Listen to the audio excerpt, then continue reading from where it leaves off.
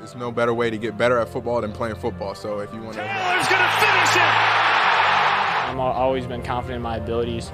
I think, I'm a guy that can go out there, and I always believe in myself that I'm going to get open and make the play if they throw me the ball. The third. Ryan, end zone shot for Pierce. He caught it! Oh, what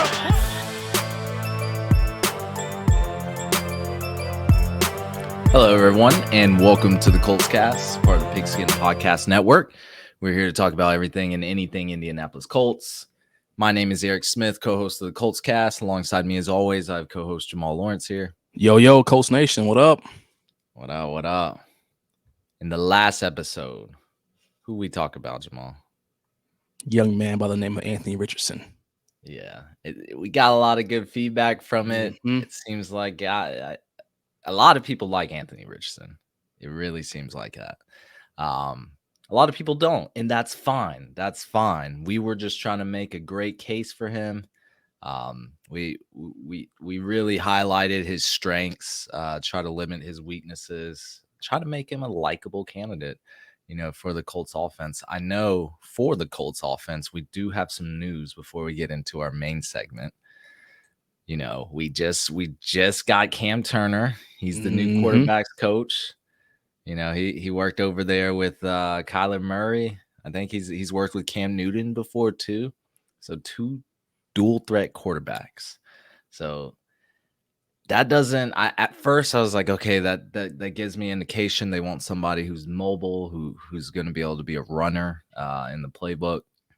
But really, after what the Steichen and Ballard little presser they did, I really think that there's no clear indication right now. I think we'll know more in a month or so, but right now I think anyone is up for grabs. They're talking about not trading up. It's all smoke until we actually get to the draft. But offensive side of the ball, we retain Reggie Wayne, Colts favorite. I think that's a good retainment. Jim Bob Cooter, of course. We got DeAndre Smith, running backs coach from the Giants. Tony Sproul Jr., offensive line coach as well, I think, from the Giants. And then Todd Manning to round out our tight ends coach. We retained Gus Bradley. So it's looking bright for Colts Nation right now. Yeah, it sure is, man. Colts Nation is just doing what they have to, or I should say the leadership in Colts Nation is doing what they have to do just to make this thing. They're trying to right this ship, and I can't fault them one bit. Chris Ballard, he always plays a poker hand. He's never going to give too much away. So I think that he's definitely playing the game smart, like you mentioned. It's a lot of smoke right now. And he's been very vague. He's kind of gone. He's played with the reporters as they've asked him these questions, and that's what we want to see. You don't want to show your hand, especially at a time like this where we know how crucial it is. And the Bears basically have every team in the NFL in their back pocket right now. So I think Ballard's playing it smart. And I think that the right decision will be made. And as far as coaching goes, man, I'm happy to see that the weapons that need to stay are staying, and some of the weapons that should go.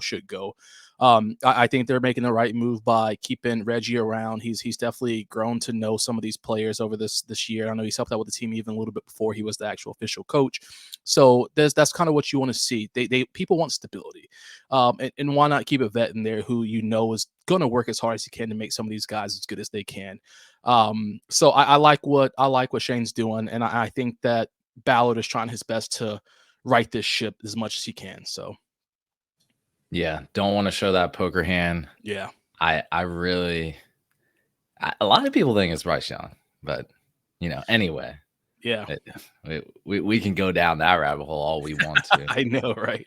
So. But before we get started, Eric, I just want to remind everybody in Colts Nation, just in case you didn't listen throughout the entire last episode, we broke some news for y'all. And we told everybody here that not only is the NFL Combine going on, all the prospects are in town. Everybody's here to show their skills. But Colts Nation, the Colts Cast will be live in the building on Saturday, watching the quarterbacks go. I'll be there. Eric, I wish you could be here, man, but we're gonna hold it down for the Colts Cast as much as we can. So anybody in Colts Nation, if you're gonna be out there, comment on Twitter, Instagram, YouTube, wherever. Let me know. I love to meet some of you guys and just shoot the breeze for a few minutes with everybody. Just say hi. So if you're gonna be there, drop a comment, let us know. I'll be there. I think it's from like 11 to 8. So I'm not sure if you can leave in and out. So I'll probably end up being there all day. It'll be a long day, but it'll be a good time, man. We're gonna see a lot of quarterback action going on. So just let us know if you're gonna be there. I'm looking forward to meeting some people. I wish I could be there, man. Yeah. Make me jealous. I'll be watching from my TV. For sure. Might be out somewhere, but I'll be sure to check in. Oh yeah. Look, let's get into our main segment. Like I said, we talked about Anthony Richardson last episode. I I want to say, like, when we were doing that episode, it made me really feel like Anthony Richardson was the one. So, but I need to get out of that bubble real quick. We're talking different things right now. So, today we're going to do the exact same thing. But for someone, a lot of fans have been requesting from us. I'm excited about this one, man. I know. Excited. This your boy. Boy. Yeah. Look, enter Hendon Hooker. Talk to him. Again, think of us as car salesmen this episode. We're going to do everything today to make the case on why you should buy into the Hendon Hooker hype. Jamal, 6'4", 215. Passes the eye test. This is good. Very good. Holds up. But look, do you want to go over the cons first? Get that out of the way, and then talk about the really good parts of Hendon Hooker. For sure. Let's get the stuff that people gripe about. Let's get it out of the way. Yeah, I would say 2 warts that stick up to me, and it's very obvious. So one is the injury. Yeah. Tore his ACL late in 2022 season against none other than the South Carolina Gamecocks, unfortunately. That means he really won't be able to participate in the NFL Combine, really. They're going to have to check that knee out. So that's really going to be the big news. Like, is that knee good to go? Because I've heard rumors that he could be ready by training camp, like near the end of it. That's really good news because people were expecting him to miss basically his whole rookie year. But, ACL tears aren't the end of someone's career. We've seen a lot of great players have torn ACLs and bounce back wonderfully. Like, for example, Tom Brady. Yep. Joe Burrow. Yep. Rob Gronkowski. Like, the list goes on. It's not a be all end all. So yeah, he tore his ACL, but I think that's the one ward that people are like, oh man, he's injured, and it was really late into the college season, so it just sucks. Yeah, it definitely does suck. We don't want to see anybody go through an ACL tear. We know that's a long, strenuous process, but there are a couple things about that people have to remember. This day and age, man, it's 2023. The technology that these guys have, the strength and conditioning, the exercise science that has evolved over this time puts these guys at top-notch facilities, top-notch rehab, top-notch surgeons. These guys are getting the absolute best treatment. Does an ACL tear suck? Absolutely. But I guarantee you, he got everything that the University of Tennessee and all the hospitals in Knoxville and any other hospital he went to, he got the absolute most world-class experience while he was there to get him back on target. I know you mentioned, Eric, like you said, that some of the big-time players have had these injuries. When I think of, the Odells and these guys who maybe haven't really jumped back into the game from their ACL injury, I also remember that someone like Odell is a wide receiver. His job is to put pressure on that thing 110 miles an hour every single play. Hooker, on the other hand, is a quarterback. He doesn't have to scramble every play. He doesn't have to run, a fly route every day or a drag or dig or anything like that. He can stand in the pocket and be mobile when he needs to be. So does that ACL tear hurt him? Absolutely. We're not going to sit here and sugarcoat that. But it is not the end of the world because he is not at a position to where, and I know it's a non-contact injury, you know what I mean? I know that it can happen to anybody, any position, but he's not having to make some of these elusive cuts or be explosive with speed the way the running back will or the linebacker or the receiver or the cornerback.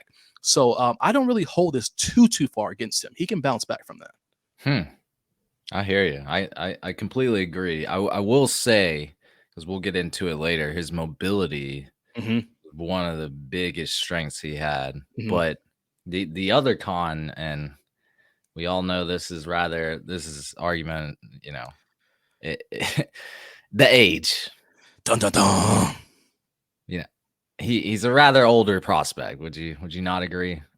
Yeah, 25. He just turned 25 in January, though, so we can't sit it. January 27th, rookie. I think. So, I mean, call it what you want. He's going to be 25 and a half when he steps on the field. For sure.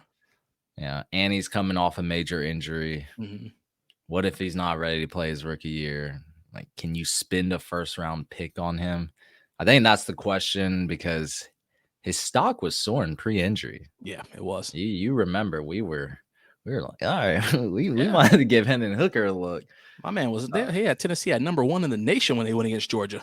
Exactly. Then you have to take in, so like the big thing about age to me is that age adjusted production. So he's been playing college football for what, 5 years now, 6 years maybe.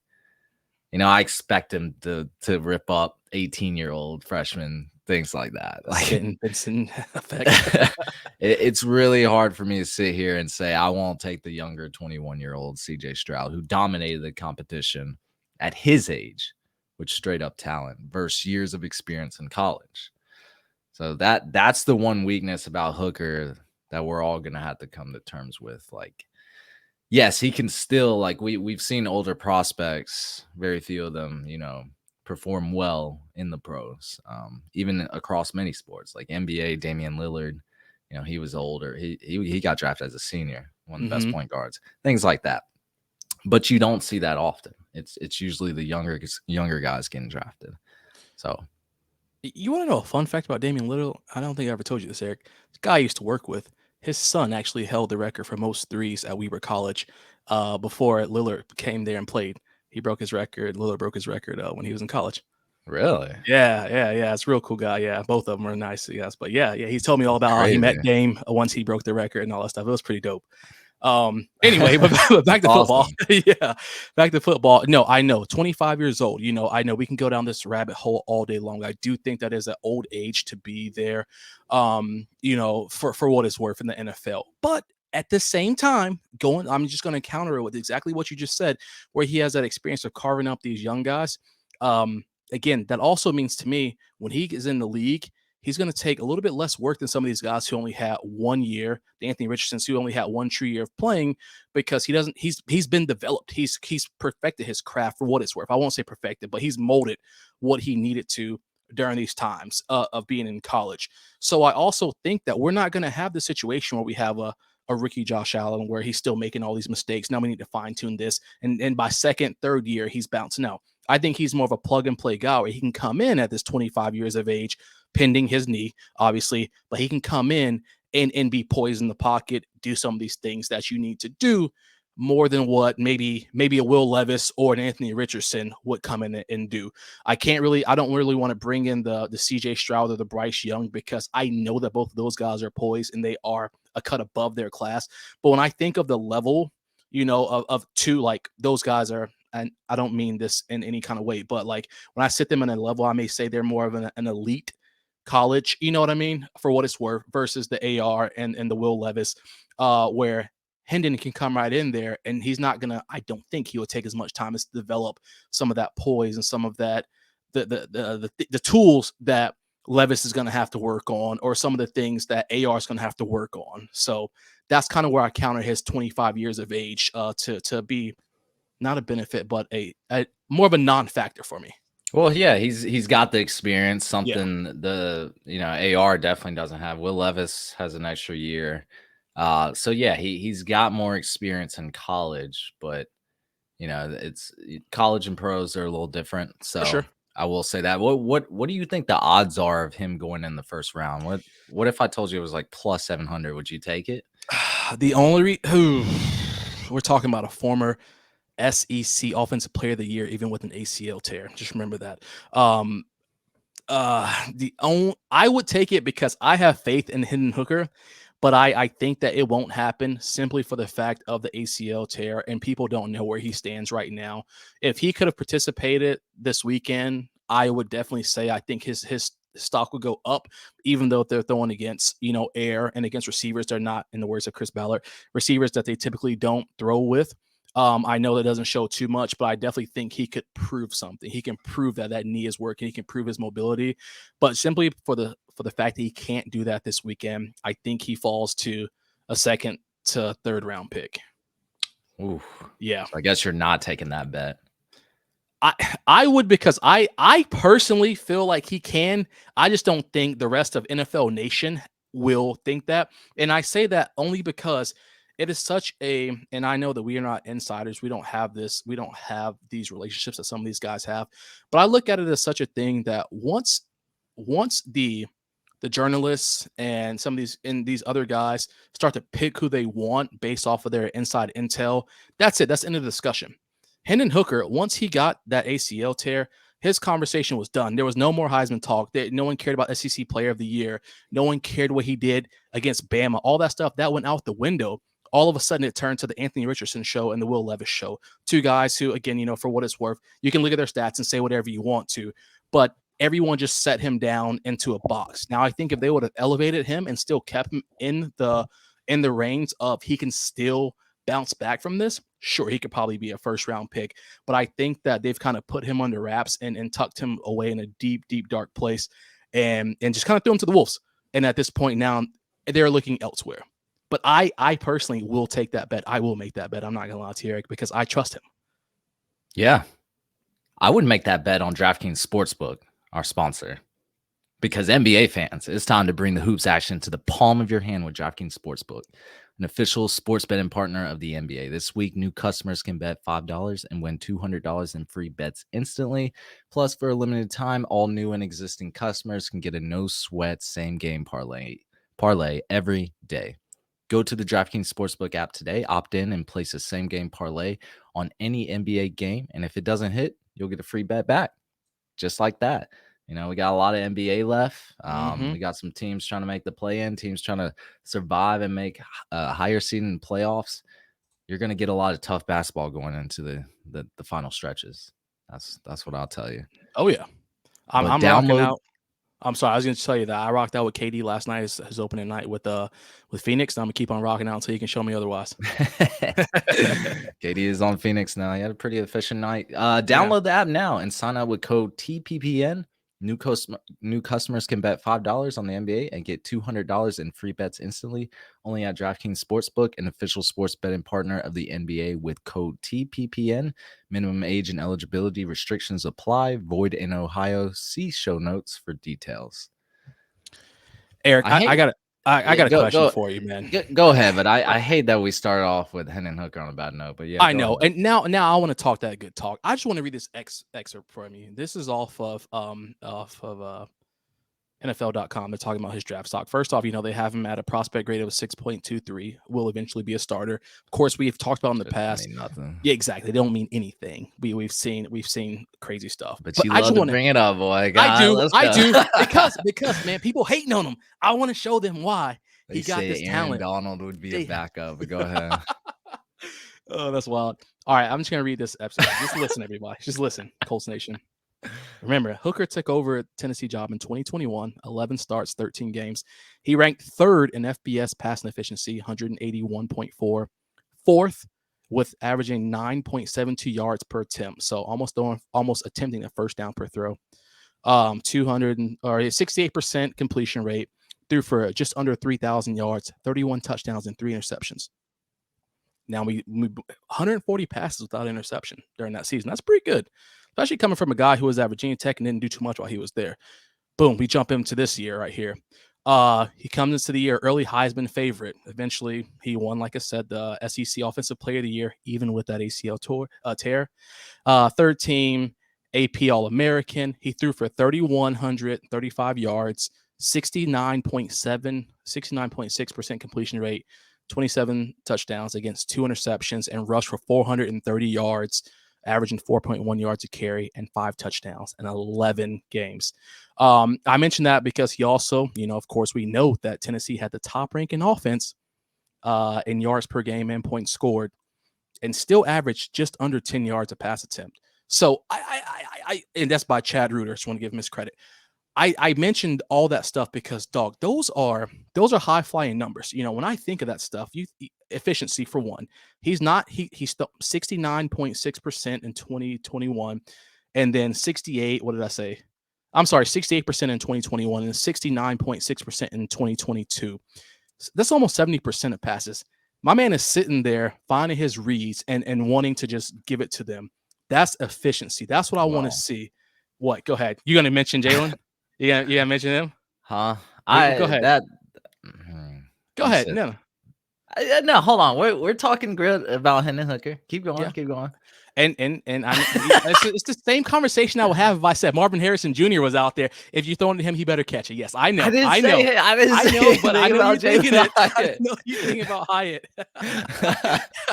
But you got to remember, this is all. I mean, he didn't play every game this season. But also, like I said, he mentioned Eric earlier about his mobility. He still rushed for 430 yards, averaging 4.1 yards attempt. So that's what I like to see as well.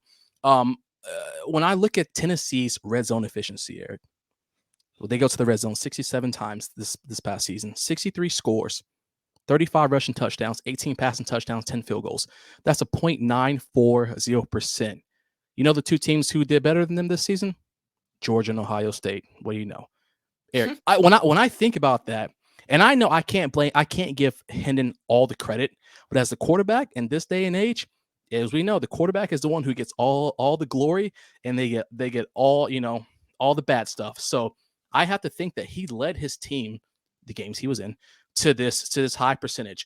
When they were on the field, they were getting to the end zone almost every single time they got the ball. And that's what you got to see in a team. That's what a leader does for me when I think of Hendon. A person who's going to sit back there, he's going to throw the ball efficiently, he's going to run it when he needs to. He can still roll out a little bit and get this ball to where it needs to go. So when Hendon to me is that pocket presence that you want, who can sit there, be mellow. He's not afraid to take a hit, and he will sit there and make sure that pass gets to where it needs to go. I can't say that about every other quarterback. You know, when I look at some of these other guys, they try to evade the pressure and they just break down and dart off, whether or not the play is developed or not. And I've read a lot of stuff about Tennessee's offense. People were saying, "Oh, well, they run such a wide spread, you can't even see their players on the field." You know, like whenever they're doing a game shot, their receivers are literally on the sideline, so they're hitting at the bottom of the screen or the top of the screen. Yeah, that just means the defense has to figure out who they want to guard. I mean, obviously it's an advantage for the offense, but that's the defense coordinator's job, is to figure out a way to break that scheme. That doesn't mean he has any upper advantage against anybody else. A good defensive backs and safeties and a good defense coach are going to make those adjustments to that. He took the weapons he had, again with Jalen and some other guys, but more importantly Jalen, and they figured out a way to be efficient with what was there. So I think that he can bring that knowledge into a team like the Colts, where he would have the staff around him to just come in and dominate to where he needs to be. He can run it when he needs to. We can still do the RPO when we have JT beside him. We still have receivers who can go for the deep ball, because we know he loves that deep ball, and he can throw a nice, strong deep ball. One of the things I kind of saw when I was watching review and film from him, especially in the Alabama game, some of his short passes, they were some darts and they were overthrown. Again, I would like to think that a lot of it was nerves against an Alabama team. Same thing with Georgia, but I'm not using that as an excuse, because you're going to be playing against top tier defense in the NFL as well, especially if you want to get to the Super Bowl. You know, you got to be going against a good defense, but those are things that can be corrected. You know what I'm saying? You can teach him to be a little more poised, or trust what's going on.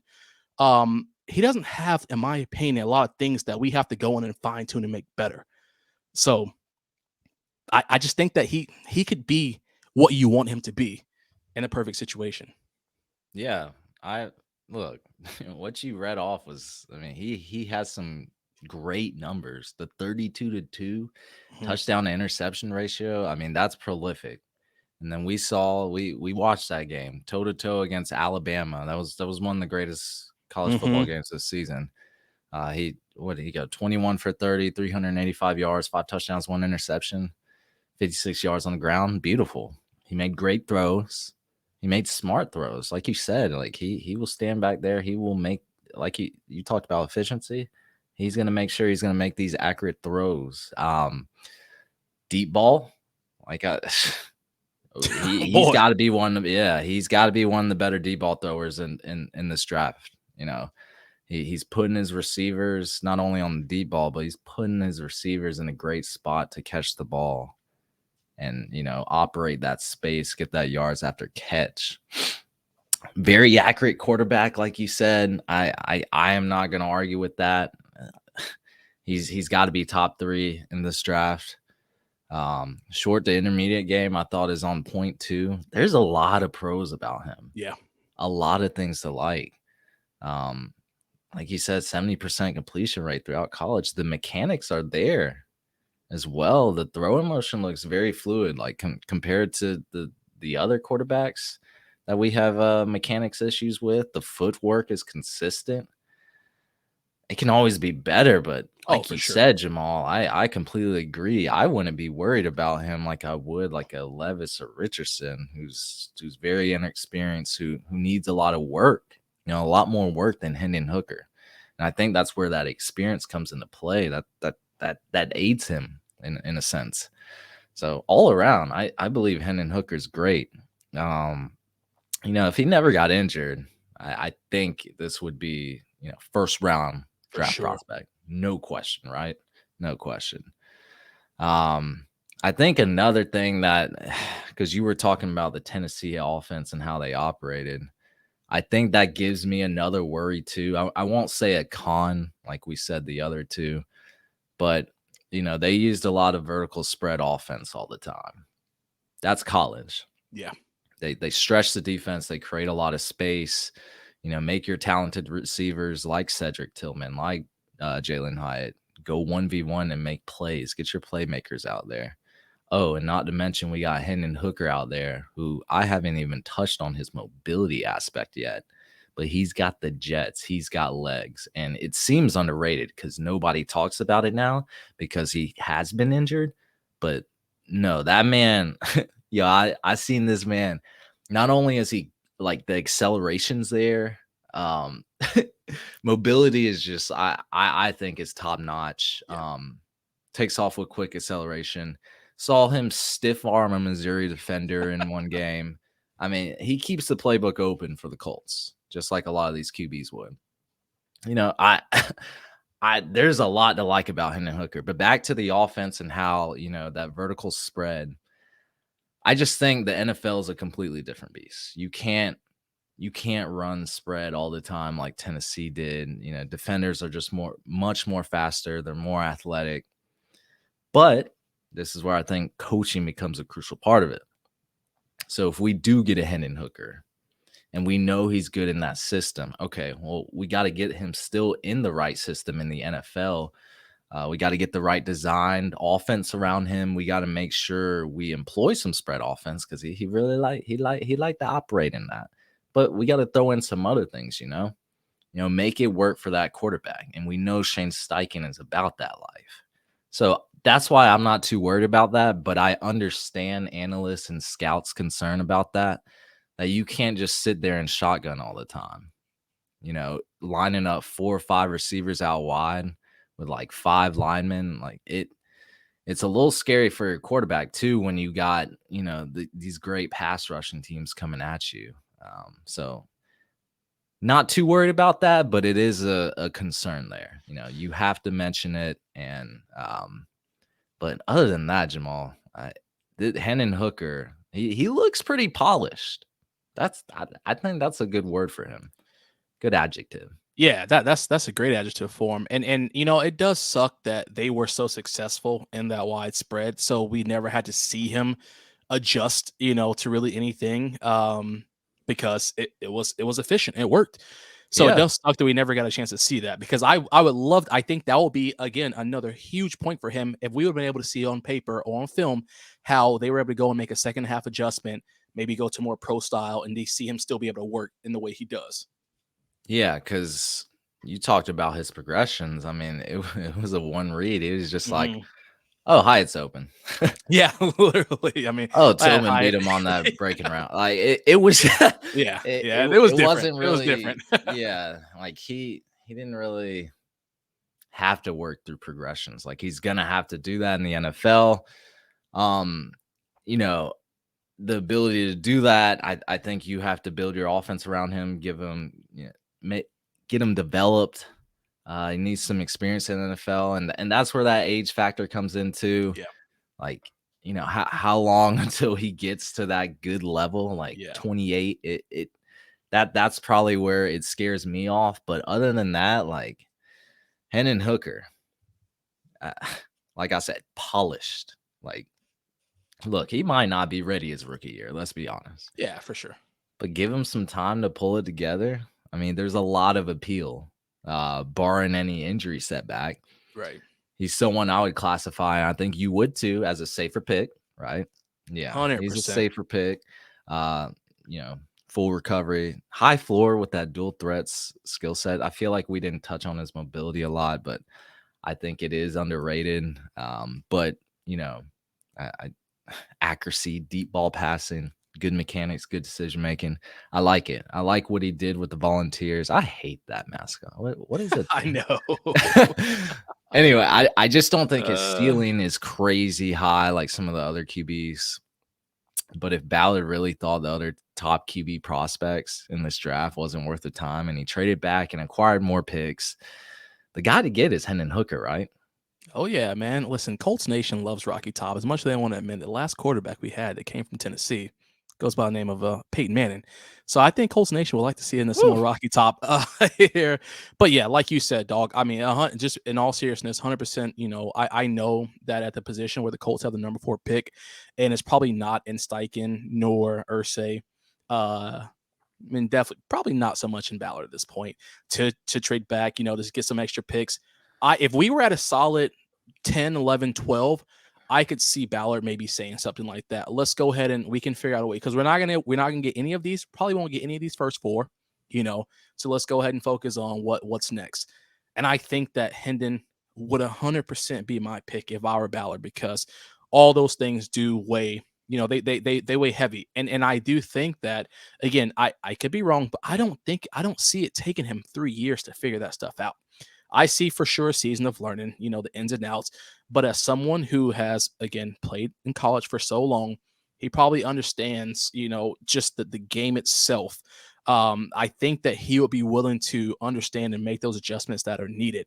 I mean, shoot, when I talk about somebody who's dedicated to the game, when he got injured, he could have been at home chilling for the rest of the season. My man was on the sideline every single game after he had surgery, out there hobbling around. He wanted to be a part. When they went to the Orange Bowl, he was there. Like, he wanted to still be a part of this team, even though he knew he physically couldn't be a part of this team. So there's no doubt in my mind he was still in the building. Obviously, I know he's in college, so he's still on campus, but he's still in the building, probably at quarterbacks meetings or on the Zoom call at quarterbacks meeting, trying to learn stuff, trying to still perfect his craft and help out the other quarterback who was in at the time. So I think that he probably has the drive and the will to want to be there. It's going to be the matter of who wants to take a chance with him. Who's going to want to do it? And like you said, I think Ballard, if he could and it was up to him, I do think that would be something he would do, where he would like to get those extra picks and take someone like him, because that's a diamond in the rough to me. I think that's going to be that diamond in the rough pick that some team is going to get. Don't know who. Some team's going to get, and they're going to end up with, with a nice little piece with the right system around him and with the right coaches around him. Not so much the system, but the coaches who can teach him to do what he needs to do. So would you want him? Yeah, absolutely. If Ballard trades back the 4th pick, yeah, let's say gets the 11th, then also gets a 2024 first round pick, you're taking it? I'll be on Fanatics buying my jersey the same time as soon as they say his name. I'll be right there. Yeah, I wanted him all season long. And then when this happened and his stock went down, I was like, yo, I still want him. I still want him. That's what I'm talking about. I, for one, I can't say I'd be mad. I'd be a little disappointed. Yeah. But just because, like, Hendon Hooker, he, like I said, there's a good case for him, but in the spot we're in, I think you gotta take a shot at some of the other top guys right now, the ones that we have more information about. For sure. But I wouldn't be mad about trading back, get some more picks, take a Hendon Hooker. We've seen what he can do. He was about to be a first round pick before the injury, so it's like, really, yeah. he might really be that diamond in the rough, and Yeah. I think he's getting, discarded. But that's what injuries will do, man. When you get it that late in the season, when you can't participate at your pro day, things like that, it puts a damper on your stock. So It truly does, man. And the last thing I want to just talk about with that is like this makes me think that now, again, as we kind of see, especially with these NIL deals going on, I can see players taking even more and more and more because they don't know what's going to happen leading into them going into the draft. For one, if they're going to be, a value pick. But I mean, we look at these guys like the Bryce Youngs and these guys who have the Dr. Pepper commercials and all that stuff. They're gonna, hey man, get this money while you can because you don't know what can happen. One game, again, that's a non-contact injury, ACL injury. Non-contact, you can just be going for a little shift and boom, you're down. So it can take you out. So I mean, I would only imagine that from this point moving forward, players are gonna monetize as much as they can while they're in college. And it's not so much about insurance plans anymore like it has been in the past for some of these players. Now it's about getting that cold hard cash with endorsements. People are getting millions just to come to their school. It's crazy. Like these top recruits, these are, I mean, some of your children, guys, they are absolutely investments. It's crazy, and that's really good for them because they deserve it. They're the ones out there on the field, working their ass off every single day. Go get it. I do think it's good that these college athletes do get paid instead of the whole college and conferences and associations taking everything. So for sure, it's really good for them. But yeah, get your money. I will say that. It's no longer under the table now, man. It's all pay my money up front. You ain't gotta hide that Camaro you got now, boy. You get it. They can just pay you. You get a sponsorship from Chevy now. Yeah, BMW on the spot. Right. Yeah. But Hendon Hooker, I do like. Me too. I really do. And I know that's your boy. That's been your boy. So look, if it comes down to this, if Ballard pulls a stunt like that, this is the guy I would want to go for. This is absolutely the guy. If you're going to trade back and get some picks, get you on Hendon Hooker, call it a day. Yes, sir. That's going to be it for us, everyone. Thank you for listening to the Colts Cast. We're live on Apple Podcasts, Spotify, YouTube, or any platform you use to listen to podcasts. We'll be back next time to give you some more Indianapolis Colts content. Make sure to check the Colts Cast out at the NFL Combine. Not a day. We're going to be there all day. If you're there.